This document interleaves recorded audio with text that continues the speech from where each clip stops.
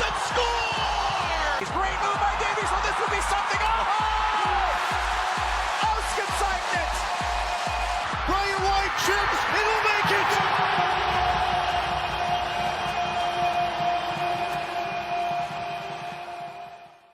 Welcome back to another episode of Caps Cast presented by Whitecaps Fan TV. As always, joined by my lovely co-host Damien. Hey, how's everyone doing tonight? We're gonna go over this interesting week that we've had in the MLS here. We had 2 games this week. One which was a very positive showing. Then the second game, it left something on the table. I feel like it truly wasn't that full performance. Yeah, it was sort of you obviously had Cubas coming back into the midfield for the second game there. I think we did quite well against Montreal, but I suppose let's touch on the Minnesota game first, as that was a midweek game. So that was an unbelievable performance when you think about it. Like, Gold had maybe the game of the season for himself. Like, unbelievable. 3 assists. Off the back of the call-up. 3 assists, right? I was going to say, like, how do you want to dive into this? Because we did have 2 games this week. So I guess we'll look at this Minnesota game first. I think this is the one that me and you touched a little bit more on when we were kind of looking at what to expect this week. Yeah, I think so, yeah. Like, what can you say, really? Like, a 3-1 victory over rivals who were a point above us in the league at the time, which, taking them 3 points from Minnesota is huge. Taking it at Minnesota is even bigger. And I'm going to interject really, really quickly because tonight, which is Sunday when we're recording, Minnesota actually dropped to the Galaxy. They did? Yeah, so it was a 1-1 game. And then LA actually scored a second in the 87th minute or 88th minute. So that's 6 points drop for Minnesota, which actually they're going through a little bit of a tumble right now. So they're now sitting outside of the playoff. I guess it's the playoff to the playoff. Yeah, the 8th and 9th position, right? Yeah. The weird playoff. So now they're sitting in 10th. We get a little bit of help. We're sitting now in 6th after our 2 games. But yeah, like you said, we go into Minnesota, we take 3 points, and like, what do you make of that performance? I know we kind of talked a little bit off air about it, but I'd love to hear that. One of them performances where, so Ryan Gold gets his call up to the All-Star team. He comes out and drops what I think is his game of the season. 3 assists. He draws 2 yellow cards, both in the first half, I believe. He was honestly unplayable. I think last week I said if you look at his heat map after a game, he's not like a regular attacking midfielder or a regular forward. His heat map is all over the pitch. And in that Minnesota game, it was everywhere. Like, there was not a blade of grass that he did not touch on that pitch. He was sensational. I loved the heat map because it's something that like they showed during the game, and I kind of sat there and I was like, "Oh shit, Damien is 100% spot on about that. That heat map is all over the place, and you don't get that as a central midfielder. Like as a central attacking midfielder, your red is going to be more in the middle of the field, you know, not really in the opposition's like box, right? And that's kind of where his heat map was. Yeah, there are not many attacking midfielders, forwards, that put in that sort of shift anywhere in the world. Maybe a couple, like one that does spring to mind right away, and it's probably because I'm a United fan, is Bruno Fernandes. Like, I get, obviously, the quality levels are a little bit different in terms of like player quality, but in terms of general enthusiasm and general work ethic and like the workload that they take on, it is unmatched. They are miles ahead of anybody else in their respective leagues for defensive duties from their position, I think. And like you said, 3 assists. for our captain, which is huge. Yeah. 3 Um, assists, and we're sat here banging on about his defensive capabilities. that's Like, it's crazy. incredible. Incredible. Yeah. I mean, the That's first how good goal, he is. the first goal was really just them kind of capitalizing on a mistake, but still, to make that pass to Brian White is something else. And Yeah, their chemistry, like them two together, are unbelievable. and Like, I love that they're starting to click again. it's something that we've mentioned too, that like, okay, we get it as a striker, goals is confidence. I think that's kind of the more iconic quote that I think has come out of this from you, is goals is confidence and confidence is goals. And the way that Brian White right now is playing, his confidence is just sky high. Yeah. Oh, absolutely. And like, yeah, I mean, we touched on it last week. Like, is he back? Is he back? And yeah, this chemistry, this like Ryan Gold magic, Ryan Gold, Yeah. Brian White magic. It's back. Um, So with that game as well, though, Matt. So I think he was on the right hand side of the three at the front. They started Johnson. I think it was his second start, actually. I believe that they started him against St. Louis as well. yeah, they did. So I think he's very good, and I think he's got a lot of potential. At the moment, he seems to. When we've got Fafa on the pitch, and I'm honestly not Fafa's biggest fan, but when we've got Fafa on the pitch, he's very good at getting past a player with the ball at his feet. And Johnson doesn't have that yet. I think he'll get there, I really do, but I don't think he's quite there yet. I think that's something we've kind of mentioned, is that the best thing for him would be like a loan spell, whether Yeah, that's yeah, in a lower tiered league or somewhere in the MLS. I think really yeah, that's something that he could benefit from. Um, but yeah, I'm just trying to pull up the formation here too. But he did start on that left hand side, which puts Ryan Gauld to the right hand side. And they go with the 3-4-3. yeah. And who's looked really well, in my opinion, has been Shaw. Um, he, I agree. I mean, the formation they played, he didn't really play as a wingback, because it's almost like Ryan Gauld acted. Well, I shouldn't say acted. Like, he kind of played as that right winger, which didn't mean that Shaw really had to come up as far as a wingback. So he could kind of Yeah, lurk the right hand side in a more defensive position, which yeah, I think this is the way that we really should be lining up now. It seems like this is clicking more than kind of forcing somebody into a wingback position when they're not really ready for it. yeah. I think playing shot, if they're going to play with the four across the midfield there and expect them to get back, I do think having shot on and then even having Raposo on the other side, I think that balances a team very well. Yeah, and I know we've talked about balance, about how maybe me and you have felt that our left side is a little bit more balanced, which is causing the right side to be imbalanced. This felt like a game where Vanny had it click. Yeah, Um, yeah, I agree. I th- but what I want to go on is that penalty. So MLS cameras didn't really show it for me. Uh, Yeah, it was a weird ball in. It was it's not an abnormal ball in, but I don't know where they got this handball call from.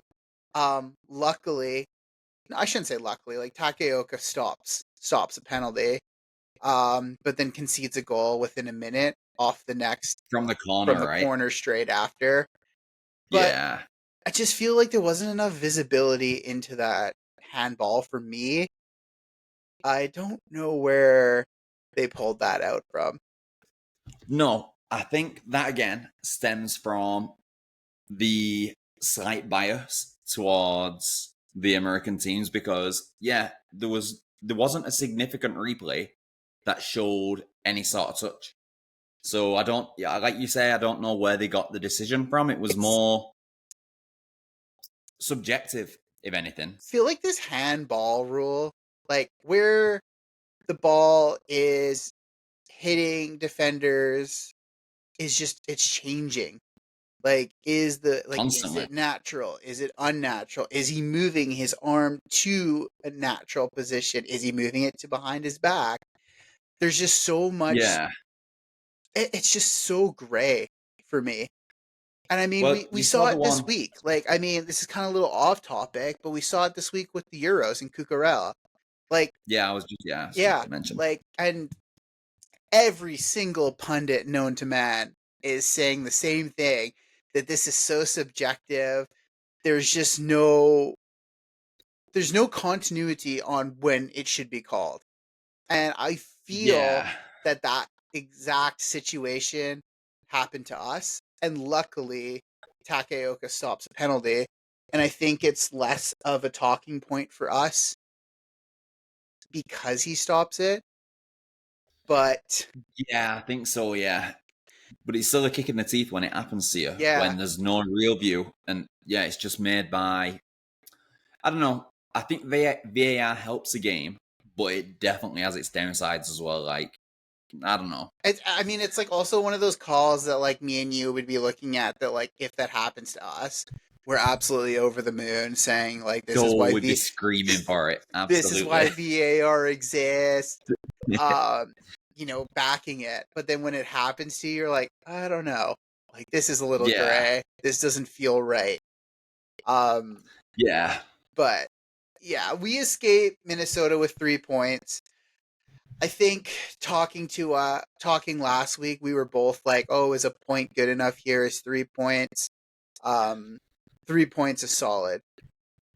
I feel going into that game, even with them being such a close rival in the table, I genuinely feel had we come away from there with a point, would have been saying, "Oh, it was a good result." Still, I I'm I'll be honest, I'm quite disappointed with the fact that the Montreal game didn't go as well. And But we'll get into that this is gonna afterwards. lead me to what I was gonna kindly interrupt you with, is that a lot of the pundits on the MLS broadcast were saying the same thing, that you know the Whitecaps have this tight schedule, that Minnesota game is almost a little bit more important than the Montreal game because the Yeah, Montreal game is out of conference, whereas this is in conference.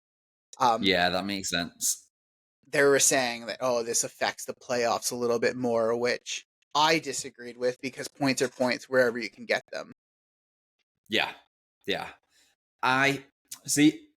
It makes sense in a way because we're also, I guess, with Minnesota, we're taking points away from a direct rival, like you said. Whereas with Montreal, if we beat them, it doesn't really matter where they end up at the end of the season because we don't give a shit. Exactly. I mean, it's a Yeah, all Canadian clash. You want to win those, but yeah, yeah, the grand scheme of things is like, where are we picking up our points from? Is that points coming from creating almost that space between us yeah, and in conference teams? The word, I guess. yeah, yeah. I think in the Minnesota game there as well, I quite liked Berhalter's performance. He topped it off with a goal. A cracking goal. A very, My very, God, very good goal. Yeah, I can agree that. Yeah, that it was some strike. like Another, post and in, right? yeah, Like another completely. anonymous performance though from Vite. Yeah, I didn't think he was on the pitch until, what was it? I'm just looking now, the 62nd minute when he got subbed off. That was news to me. I Yeah, was it like, was oh, he's on the pitch. That's cool. pretty brutal to be honest. Yeah, I really don't rate him as a footballer. I think he's sort of holding the midfield back when he's on the pitch. For us, he's not very progressive with the ball. He's always looking to go backwards. I think it's this transfer window, July 18th. I feel like the club should try and move him on. I think he's on 690,000 a year. So that's quite a wage. That's what, 11,000, 13? About 13,000 a year. No, 13,000 a week, sorry. Yeah, I was gonna say 13,000 a year. Like, I mean, it's probably what he should be being paid. He's a but bargain. that's a bargain. I don't even know. Yeah. Like, yeah, I don't know. It feels like he's being played out of position almost, in the sense that he is a very, very, very conservative defensive midfielder, and the role that we're kind of expecting him to play is to go forward, and it's not working. And I think you're right. They're better options, and if he was to go, that's probably best for everyone. Yeah. That being said, though, like, I mean, we've talked for now, what, three? This is our fourth episode. So we've said for three weeks straight that our holes are in the midfield. So it's like, if he goes out, who do we replace him with? And I Yeah. think that's something that the front office needs to think about. That not only are we lacking in the midfield, what we have in the midfield is not working. Yeah. Bearhalter, I think exactly like you said, like he gets a cracking strike. Like he just fucking, yeah, he hits it really well.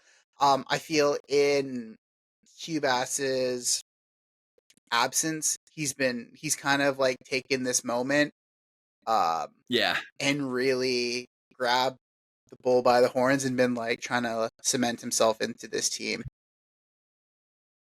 Yeah, I agree with that. In fact, an interesting stat from that game there, from the Minnesota game, was the fact that we had 7 shots in total and only had 3 shots on target, and every single shot went in that That's we all had you on need. target. That's all you need, right? So at least when the shots are on target, they're obviously very good shots that the like strikers and midfielders are taking. So we just need to get more on target as a thing. And I think that's like the frustrating part for us to watch, is that it almost feels like, oh, are these missed opportunities by not taking as many shots? But like you said, if it's 100% strike rate, fuck does it matter? Yeah, for sure. But yeah, I mean, creativity in the midfield is something that I think we've all kind of been lacking. Yeah, And then like you said, Gald comes out at the 75th minute and Fafa comes on, who at the beginning of the season I felt was a really good pickup. Um, Clearly by our fan TV that we ran, some of the supporters were saying that he shouldn't be looking to move, because I know there's a little bit of rumors right now that he wants out of Vancouver for whatever reason. Maybe it's just not clicking. Who knows? yeah. Maybe it is the right decision. Yeah. Yeah, I do quite like him. I like his ball retention. I like his ability to run at players and take a player on. But at the end of the day, if you are not happy here, in like even if it is just a city that is causing you not to be happy, nothing to do with the football team, I don't believe in keeping a player somewhere that they're not happy, because the performances are never going to be 100%. And he also didn't say anything to me on his Instagram live. I'm just gonna put that out there. I was on our fan TV account, and it was like, oh, Fafa started a live, and I was like, fuck yeah, I'm gonna join this. And he didn't say anything, so yeah, Fafa out officially. I don't know, but yeah, All right. if he doesn't want to be here, he doesn't want to be here. It is what it is, right? Like, Yeah.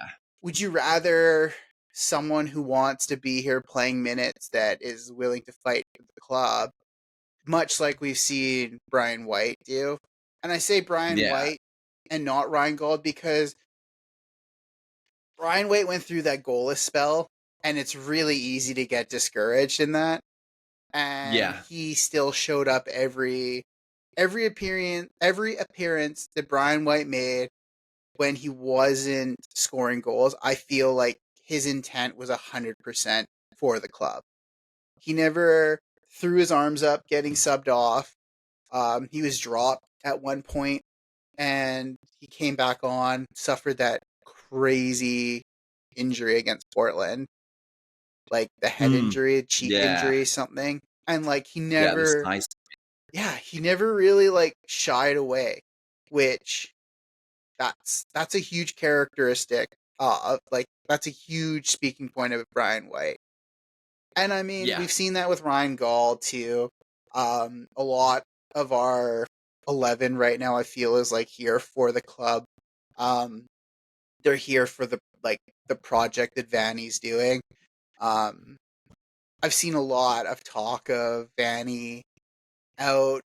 You know, maybe tactics aren't there. I don't know, but I back Vanny. I back the club, and if Fafa I wants think to sacking leave, him would be terrible.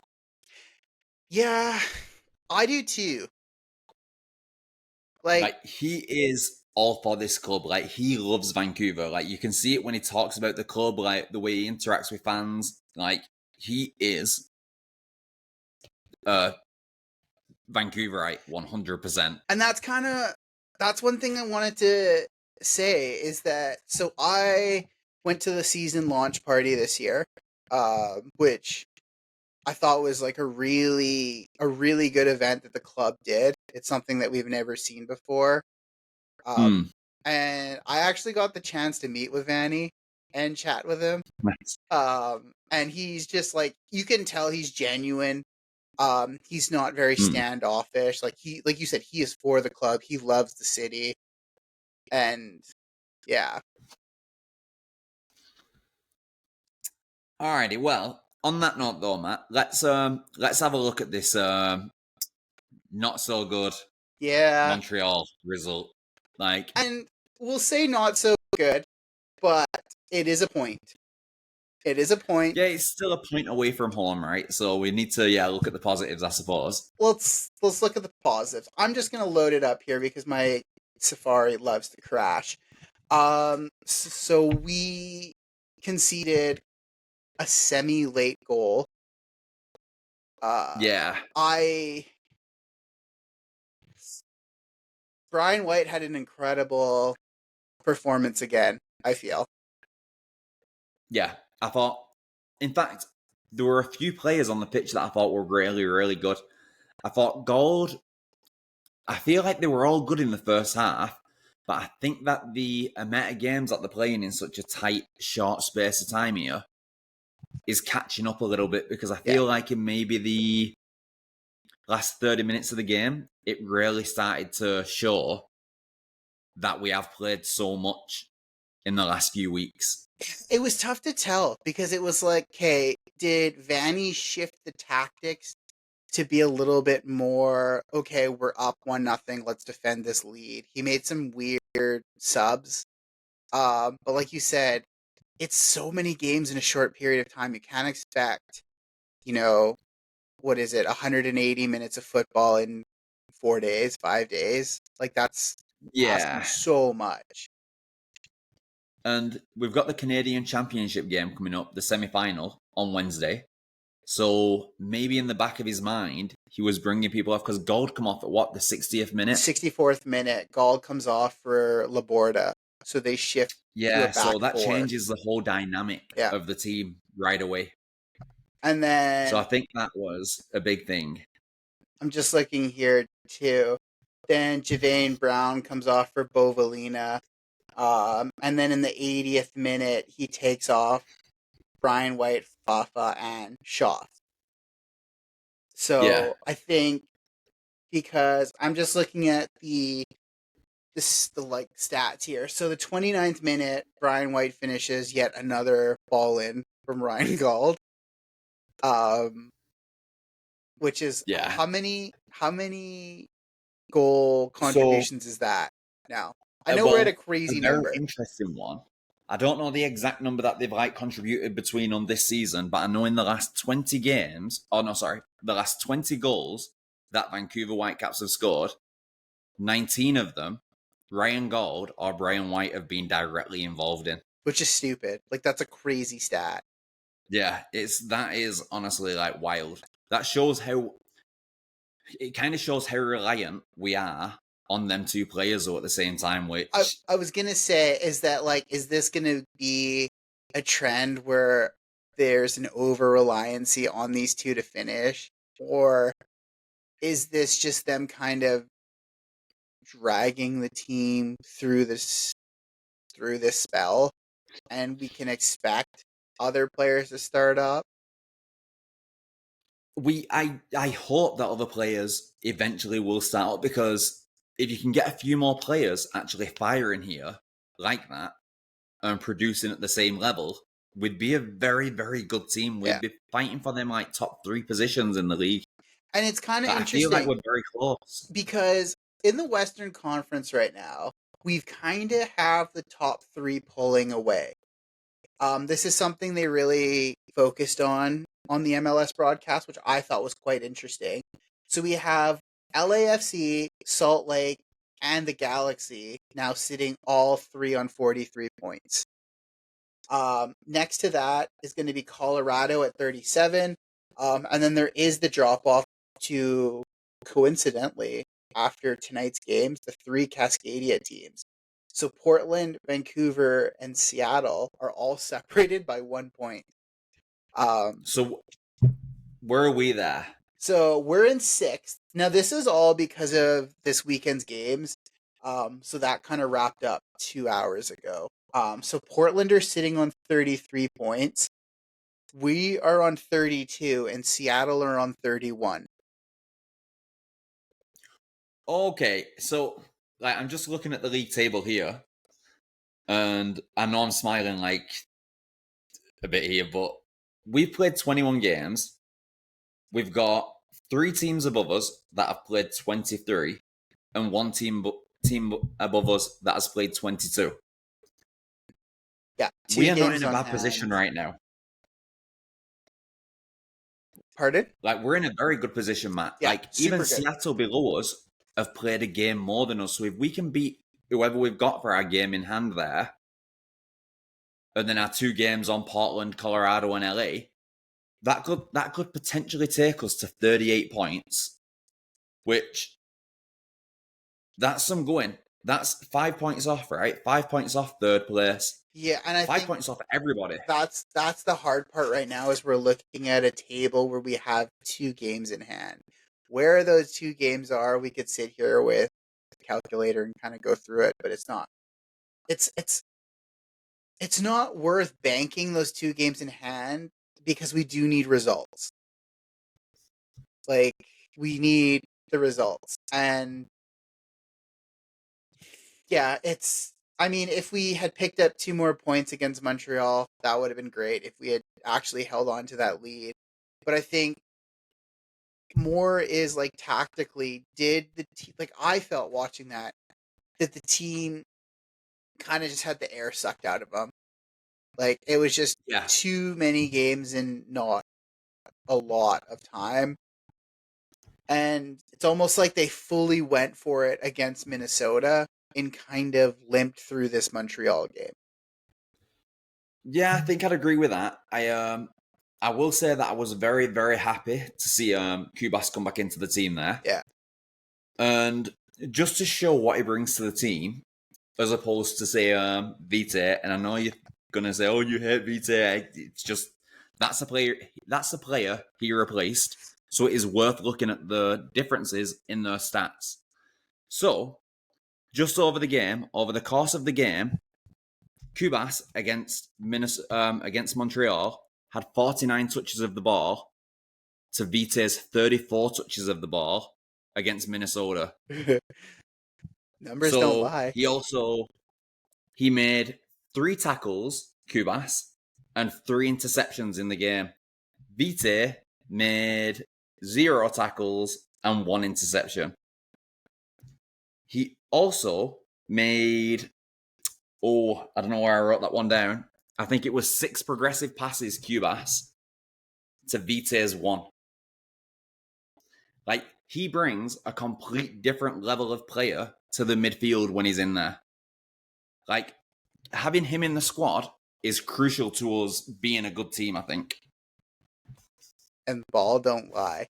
Like, that does not lie at all. That is cold hard fact. Yeah. And I'm not saying you hate Vitae. I'm not gonna put that narrative on you. I think it's more just like it's frustrating when you look at stats like that and you're like, why are you keep being selected when there's just zero, like, there's just zero work, you know? Yeah, It's almost yeah. just like you're the training pylon, which is really, really harsh to say. It is very harsh to say, like, but it's frustrating for us watching this and seeing Yeah. it. And I don't know, maybe Even there's a confidence thing, who knows, but it's just it's the same thing over and over and over again. even another interesting stat there, which I feel like this one sort of shows that there might be a lack of confidence in the team playing through the middle of the pitch when he's on. So in the Minnesota game there, the team played 86 long balls. So in the Montreal game, that dropped down to 74, 12 less long balls over the course of the game. I know it's not a massive number of long balls to drop, but that to me shows a willingness to actually play through the midfield of the pitch. Yeah. No, that Whereas, does. whereas when Vita's on, I, I think there's too much passing backwards. So rather than the defender knowing that they're going to pass to him, as soon as there's a bit of pressure on him, he's going to just pass it back to them. And then they're going to have to hoof it long anyway. So rather than they just cut out that middle step of passing it to him, getting the ball back. They just go long right away. Yeah. And this is why his touches are down, because people don't have confidence in his ability on the ball. Well, and that's just it. As a defender, Yeah. when he is meant to be the link up and meant to be, I don't know if he's meant to be the link up. I don't know if he's meant to be that creative midfielder. I'm not in those tactical, conversations that Vanny's having, but I totally get what you're saying. I totally get that. Yeah. And if that's, 12 long balls, maybe that is significant, maybe that isn't, but I think it is worth noting when you're talking about this situation is if they're just completely bypassing that midfield and being like, fuck it, Ryan Gauld's down there somewhere. Yeah. Maybe he'll get on the end of this. It's Well, the willingness to chase the ball down. Like, I feel if you send a long ball down the wing to Ryan Gold, Brian White, even Fafa, you know that they are going to chase that ball down and give everything they've got to get to the ball. I feel with Vitae, it's not the same. It's kind of, it almost looks like he doesn't want to be in the team anymore. Like it's a bit like he's ready for a different challenge. I don't know if that's the case. I know that for a couple of seasons, though, it was very, very good for the Caps. Yeah. Like, very good. Yeah, this isn't to discredit his past with us, because I do feel like he has contributed last season and in previous seasons. But Yeah. maybe you're right. Maybe something is going on, and that, because it is true. Like if you Fafa, when eventually he comes back, like Ali Ahmed, he's gonna be almost those wingers that do chase the balls. Even Ryan Gauld does it. Brian White does it. That they kind of just hoof it down those right and left channels and hope someone gets on the end of it. Where Yeah. I've seen in previous games, and I've noticed this and talked to you about this in the stands, is our creativeness to go through the middle. It almost felt like something new as Whitecaps fans, because we've always said that, like, okay, run down the right hand side of the pitch, throw a long ball in, and see who's on the end of it. Whereas since Cubas has joined, I do feel like us going through the midfield is becoming more common. Yeah. And I'm talking about like when we would go down the left hand side, like this is when we had like Ali Ahmed or Adnan. Adnan. That's the word I'm looking for. He was good. The left back that loved to play forward. Oh, yeah. But he, like, that kind of 2019, 2020, 2021 was kind of how we played football, like with Mark Dos Santos. And Yeah. I feel like now Vanny's tactics are revolving around a creative midfielder. and Yeah, Vitae I'd agree just with that. isn't that solve. And maybe it is something that Vanny needs to go to the board about and be like, hey, this is where we're lacking. And maybe it's just a matter of time before we get that. Yeah. Because I know we've talked in the past of what we need is that link up midfielder, someone in front or beside Cubas that can make those passes and the long balls through. And it's just, is this like a wish list? Like, we almost need a not so good Kevin De Bruyne. Yeah, similar sort of thing, right? So just slot in there and yeah. Like, we need an Hopefully, well, MLS quality Kevin De Bruyne, if that makes sense. there's the Scottish lad that we spoke about a couple of weeks ago. Yeah. I think that might have been the first episode. They might. I've not heard anything else, nor other rumors about that guy since the first I episode. know, So it maybe almost that's it almost been felt like cold. clickbait. Yeah, I think it might have been. Yeah. And this is the Oh problem. God, we were baited. Oh God, were we ever baited? Yeah, it was a bad one. I But was clicking you know, that you so live and you hard. learn. Yeah, But I mean, we yeah, can share. until we get like a concrete statement from the club being like, hey, this person is joining us on this long of a contract or this long of a loan spell, like, it's all just like rumors and we can just sit here going back and Yeah, forth. no, absolutely, yeah. Like, But I do think though. So we had 2 away games in what 4 days, yep, and we came away with 4 points. I feel not like bad. yeah, yeah, Not two bad. away games, 4 points, no losses. That is a fantastic record on the road, and it extends an already decent record on the road. Like we seem way more comfortable playing away from home, and I don't know why. Is it the pressure of playing in front of your own fans? Is it the turf at BC Place that is causing issues?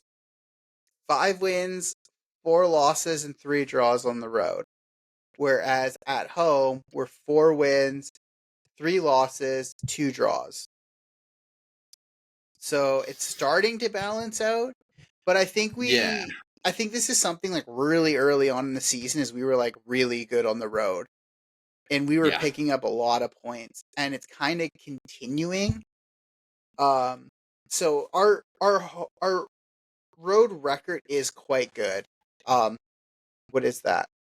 18 points on the road, it's which, funny, Matt, because I was trying to explain to my relatives in England that I feel that the MLS is one of the hardest leagues in the world to go away from home and get a win. It doesn't matter who you're playing, that the home advantage in the MLS for some reason seems so massive compared to any other league in the world. and why do you think that is? You think it's like travel? It could be because, like, I suppose, in the Premier League, let's say, or even in Italy, you're only traveling maybe a couple 100 miles to go and play a team. Whereas here, you might be traveling 5,000 kilometers to go and play somebody that's like on the East Coast. So maybe that does take it out of you, especially when you've got so many games back to back to back that are away from home and you've got all them days of traveling in between. Because players are going to get jet lagged. We all get jet lagged occasionally. I think I saw a stat saying that so far this season, the Canucks, the Whitecaps have travelled, I think it was like 45,000 kilometers to away games. Yeah, the Whitecaps love to put that like on their Instagram story of like the tracker. It's like also their Yeah. partnership with like Travel and Fly or something, like a parking thing. So I just kind of Googled it quickly because I was very interested in that. So Vancouver to Minnesota. Now this is just probably, I mean, this is just like to wherever. By Yeah. car is 2,700 kilometers. Oh, wow. Yeah. See, that's massive. Like, that is huge. And I'm just trying to see a flight because I have no idea. Yeah, so a flight nonstop is 3.5 hours, which is, and time zone change too, right? Yeah, and I know it's not a massive time zone change, but it's still a change to your system, to your body clock, what you're Whenever I used to. travel and it's like an hour difference, I'm like, it feels the worst. Like even when we do daylight savings, like an hour change just really does me in. Oh Like, yeah, I'm the same. So imagine what the players are feeling, especially when they're jumping from sometimes like they're going between three time zones basically. yeah, because They're you going know that from we're West Coast, Centrally, Eastern, back to Central. and you know we're probably training up until the point that we're basically leaving for the airport. Like I don't imagine in when you have a tight schedule like we do that training days are skipped, you know? Yeah, yeah, I think so. Yeah, I agree with that. Like I imagine that like it's I mean, this is all just us talking shit now, but I imagine like on Monday we trained, Tuesday we flew, Wednesday we played against Minnesota. Thursday we probably went to Montreal, Friday we trained, Saturday was a game. Yeah, because like them days of traveling as well. Do like who knows if they're actually able to train on them Well, days? it's a Like, write off, right? yeah, Complete write it's off. 3.5 hour flight. I imagine, I mean, I imagine they don't need to be 3 hours before a flight like us people. Like, but yeah, yeah, still, yeah, like, you know, they have to drive to the airport. They have to, or drive to the training ground, park, drive to the airport. At some point, go through U.S. Customs and deal with all that yeah. I suppose nonsense, so. Yeah, right? So it is probably like a write off day. And I think yeah. it's exactly like you said, is that traveling in the MLS is the hardest. And who's there was a former player that said that it was the hardest league due to travel. And I can't remember who it was. No, honestly, it does make sense. I really believe in that. I think that all that traveling is honestly out of this world. Like, it is incredible. Like, the turnaround on it as well, like 3 days, it's, yeah, there's not much you can really do to change it because of the layout of the league. But Do you know who said unless that? you, who is it, Had Beckham or Zlatan? no Didier Drogba. Was it? It was, yeah. Uh, More difficult than playing in the Premier League because of the travel. Yeah.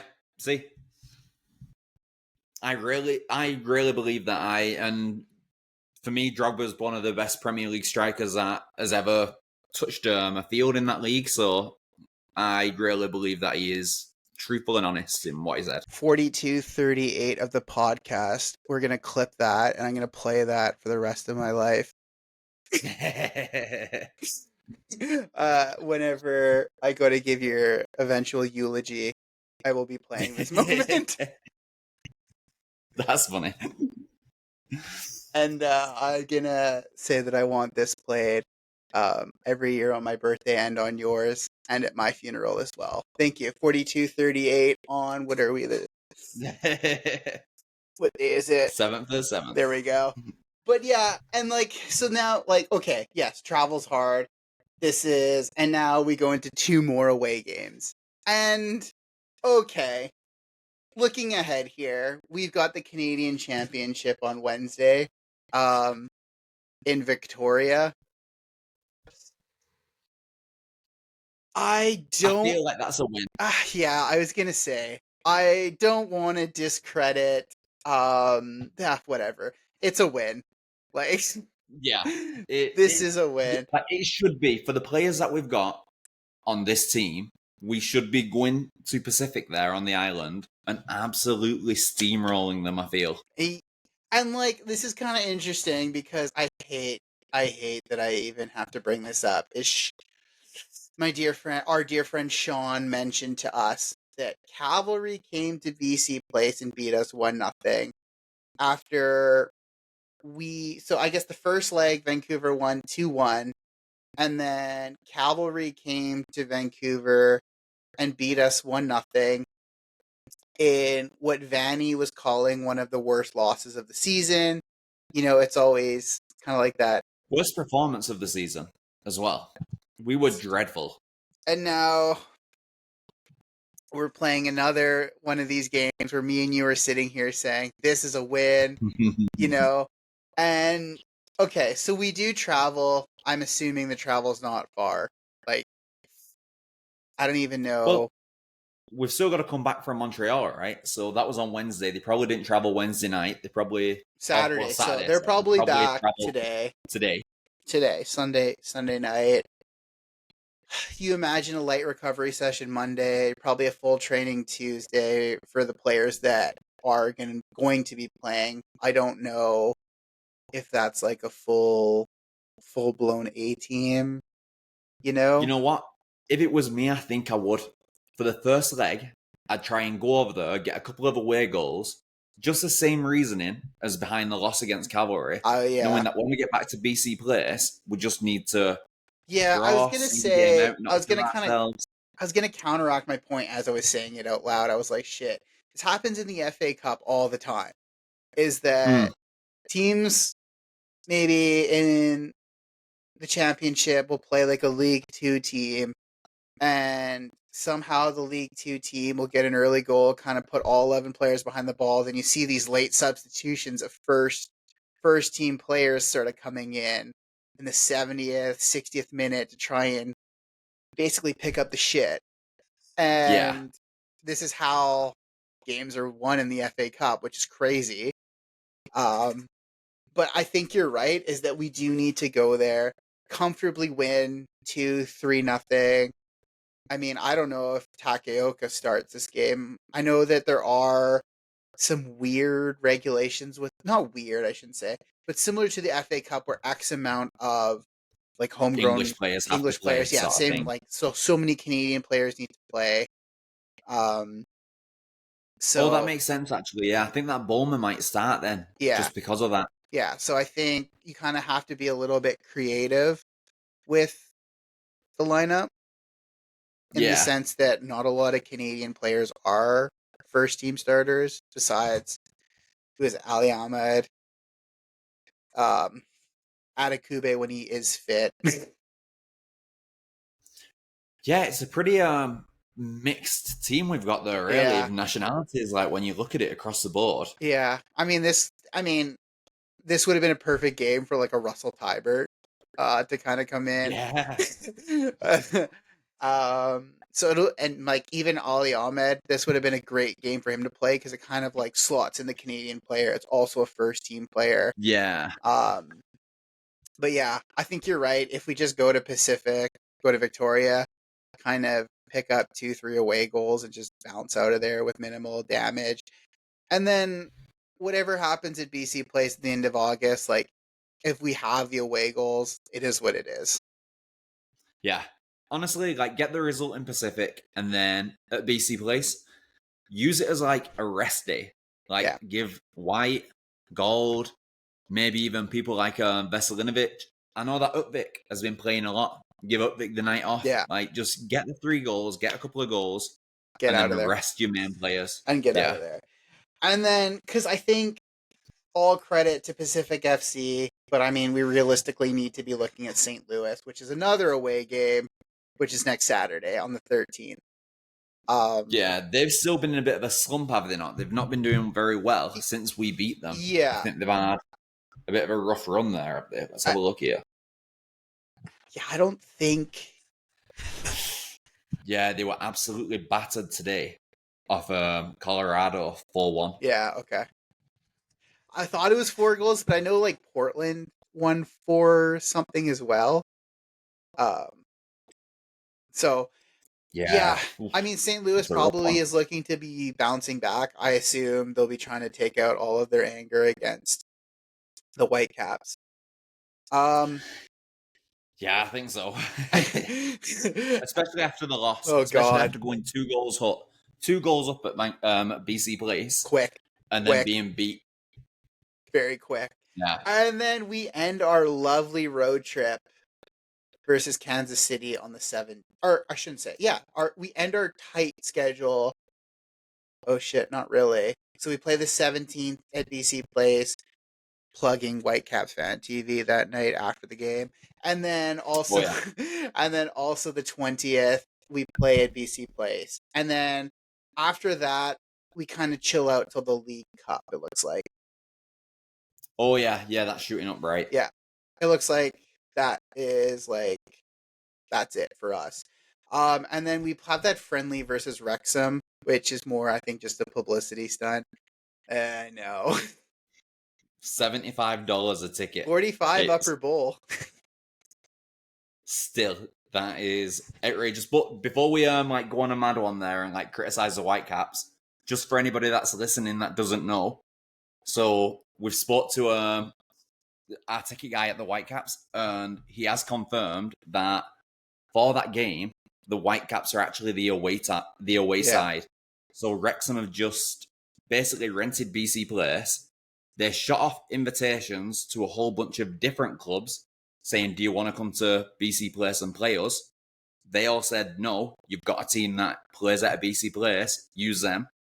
So for that one game, Vancouver will be lining up as the away side and using the away dressing rooms and things. And to make matters even fucking worse, they will be bringing in real grass at Wrexham's request for that game for BC Place. Then, not only are they bringing it in, they will be ripping the grass out before the next Whitecaps game at BC Place.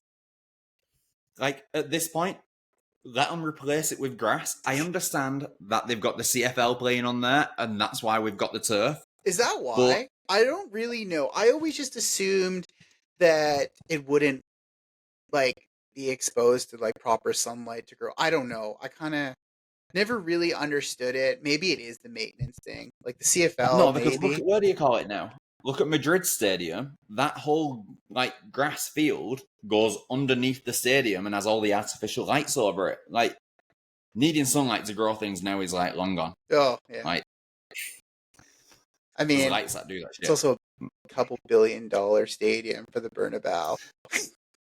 Well, yeah, I suppose there's that as well, yeah. But it's Well, funny. I was talking to one of my friends, and I was explaining to him that in Vegas, the grass is completely natural, but it slides out the back of the stadium so that it sits in the parking lot for them to, like, maintain, do all the field work, so that they can still use the inside of the stadium for whatever. Maybe there's, like, concerts and shit. And then when it's game day, in the morning, they'll slide it back in. But, I mean, this is incredibly couple $1 billion stadium. Yeah, it's different in Vegas when you've got all that money from gambling and things, like, whereas here you've got, well, not much apparently. Not much. Well, we got grass coming in for Wrexham. But, yeah, I don't know. We're in a crazy, in the midst of this crazy road trip, and then we get into the League Cup. But, yeah, I think, like, looking ahead, Pacific, like you said, sorry, we're gonna overlook that when maybe, I don't know if we shouldn't. It's like I think it's worth having a little look into, but I think it's a dead rubber. I think we're gonna slam them about 12-0. Yeah, we should be. I really do think we're gonna absolutely paste them on the home soil. Based on that statement, I can't wait for Sean's text tomorrow when this goes live. In front of our good friend Sean. I think he's going to be stood there behind the net. We'll probably see him on TV watching Ryan Gold and Brian White bang about 3 each. And just being like, huh. Yeah. Oh, I have got one question, Matt, though, that I just wanted to ask you before we, like, go off or anything. So, obviously, we might have a few players leaving in this transfer window coming up. Maybe Pico flies back to the East Coast there. Maybe Vite also goes. Them two leaving would free up a massive chunk of the salary cap. Because between them, they're on about 1.3 million a year. So that's a huge chunk of the salary cap. I was thinking of players that are, like, realistic that we might be able to get. And one player that has looked unbelievable for Canada. I fucking knew it. Yeah, man. I knew where you were going. I knew where this was going. What they call the Maritime Messi? Like, I can't pronounce his name, I don't think. Jacob Schaffelberg, I think he's called. Yeah, for Nashville. He's Canadian as well, obviously. Like, would he not love to come and play in Canada for a Canadian team, and his contract with Nashville is $390,000 for the year. And the performances he's been putting in for Canada, like he's easily worth more than $390,000 for the year, based on his own performances there. I want to give this light Like he has because been solid. this is the most crazy tweet I've ever seen to read. Was that like, how the fuck did it go again? It was Canada have outqualified Brazil in the Copa America. Let that sink in. That's all the tweet said, and I was like, good God, that's true. Like, that is Yeah. crazy. He... Crazy. You remember when a couple years ago, under Dos Santos, we kind of brought in a lot of the Canadian national team? It was... we brought in Derek Cornelius. Oh, yeah. And it was kind of the transfer strategy. It felt like that, like, oh, let's go and get some of the Canadian team. I don't know. I think this man should get a look from somewhere in Europe. So I think it's a race now. Like it's kind of similar to Kone is, I don't know the first, Ismaili. Oh, it's Ismail Kone, so I think it's called. He played for Montreal during the Qatar World Cup. And then through that qualification moves to Watford. And now is just recently signed for Marseille. So it's like, it's kind of interesting because this Copa America has really put Canadian football on display, that's like Jesse Marshball. Like, good grief, as he turned this team around. Like I thought we very, very well. I thought we played well during the Qatar qualifying, but it's like, good God, we're on like a whole different level right now. Man, the biggest thing for me was the game against, like I said it last week, maybe it was a week before, the game against Argentina in the group stages to kick off Copa. I honestly think that Canada should have been 3-0 up in the first half. They were the much better side, and Jesse Marsh must be like, all he'd have to do to encourage his players to actually motivate them, I feel, is play that first half back to them. Just have them sit in a room, watch that first half back, and just every time that that Canada should have scored, just point out and be like, this should have been 1-0. We should have been beating the best team in the world 1-0. This should have been 2-0, and this should have been 3-0. We should have been going into that half time 3-0 up. You guys were way better than them for 45 minutes. It's funny. Now go and do it again. It's funny because against the Netherlands, we played a very I get it. It's friendlies, whatever. They're gearing up for the Euros. Probably not really giving a shit about this and more just getting minutes in. Playing the Netherlands, we looked very good in the first half. Then it felt like the Netherlands kind of just like turned it on, and we're like, this is why we're semifinalists of the Euros right now. Then they played France. Canada plays France in another friendly that actually ends draw 0-0, which I don't know if we're going to... Excellent result, by the way. Excellent result. Completely excellent result, and kind of maybe sheds a bit more light to what's going on with the French national team right now with their lack of goals in the Euros. I think they're into the semifinals without a goal in open play. It's all been own goals or penalties. Then we go against Argentina and hold them 0-0 for the first half, which is an incredible half. And it fucking pains me to say this, but Crepos had the tournament of a lifetime. This man has potentially undone all my hatred towards him for leaving the Whitecaps. Yeah, he really has been like unbelievable for Canada. Like I feel like his performances might be turning heads within Europe. Yeah, like that's how good he's been. Like I can't see him being at Portland for much longer Fuck, after I this know. performance that they And the did for thing is, America. too, like, he was the starting keeper for LA. LA kind of force him out because they go and get Hugo Lloris, which, Like, understandable. yeah, it's kind of shitty, too. They're It's like, shitty, but it is understandable. You've because got he like one he of the won. world's best Well, goalkeepers. they won the MLS Cup, and he broke his leg in that game, right? That crazy injury. Oh shit! Yeah. So, and then they're like, okay, great, you've completely healed yourself, and now we've got Hugo Lloris, like, later. Thanks, Yeah. thanks. He winds up in Portland, and I'm like, what a fall off. Like, should have stayed with the Caps. And he might have undone all of my hatred. Not hatred, hatred strong, but dislike towards him. Disdain. Disdain. Because That's the one. he's put on a very good performance in this tournament. And like you said, Schaffelberg has really just kind of fucking exploded onto the scene. In the sense, like, on a national level. Yeah. And yeah, would I love to see him at the Whitecaps? Like, fuck yeah. If we were saying that this is the shopping list, I 100% would rate him like that is the player to go and get. The Maritime Messi, which I thought was a fucking incredible Yeah. nickname. I think going for him now and going all out for him right now, like for the Whitecaps, even if it costs like the club $1 million to get him out of his contract, it wouldn't be that big of a deal. Like that would solve the left side of the pitch completely. Like you've got Repulso and Ali Ahmed working the right hand side there.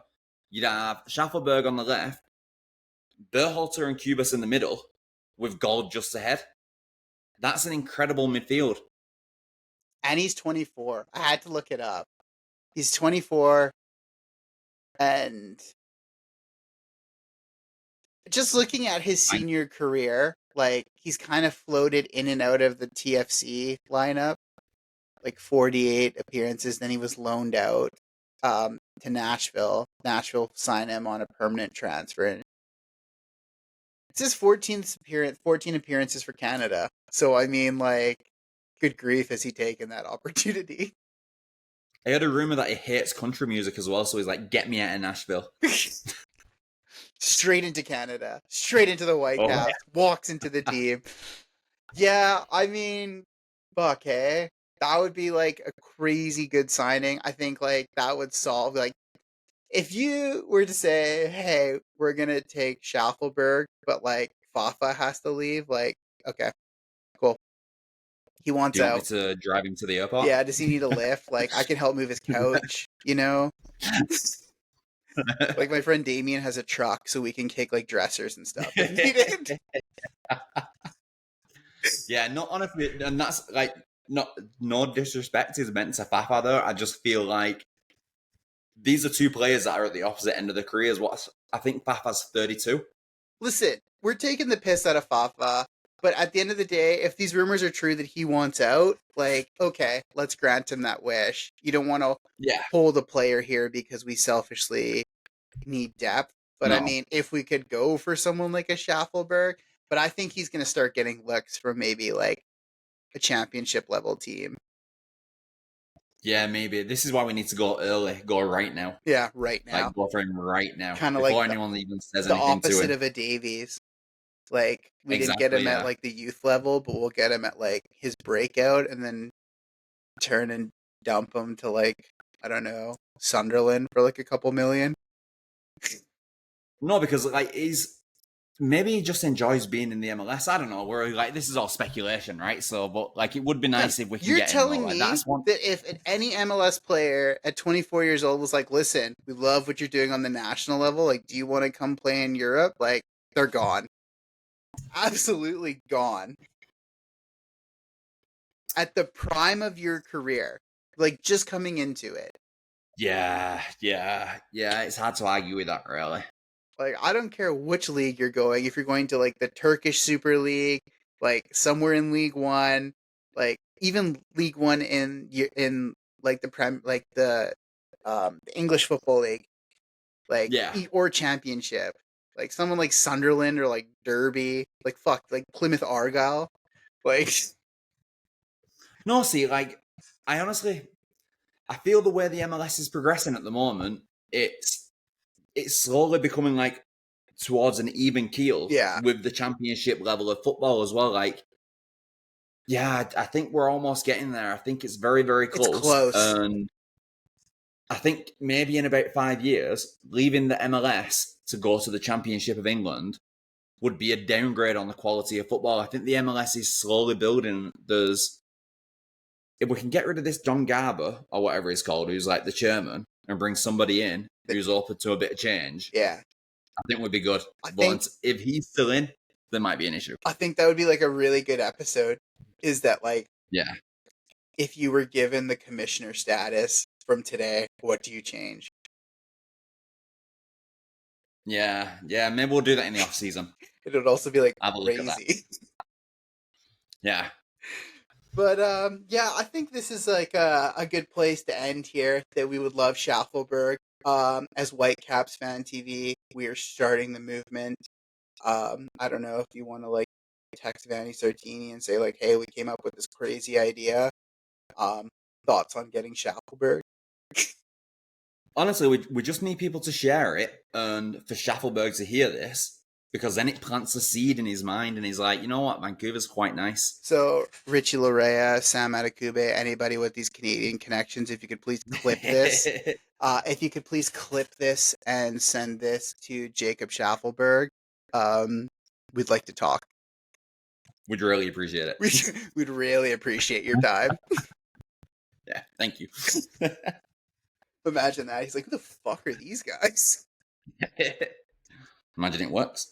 Maybe it could. Who knows? Maybe one day we'll have that poll. Alrighty, Matt. Well, this has been a blast. Yeah, we'll end here, and then we'll be back next week to look at our dominating result against Pacific FC and our dominating result against St. Louis. Yeah. Alrighty, that sounds good then. All right. Well, till next time, friends. Till next time, guys. Thanks for listening to another episode of Caps Cast presented by Whitecaps Fan TV. You can find us on Spotify, YouTube, TikTok, and Instagram listed below. Don't forget to like, share, and subscribe for more content.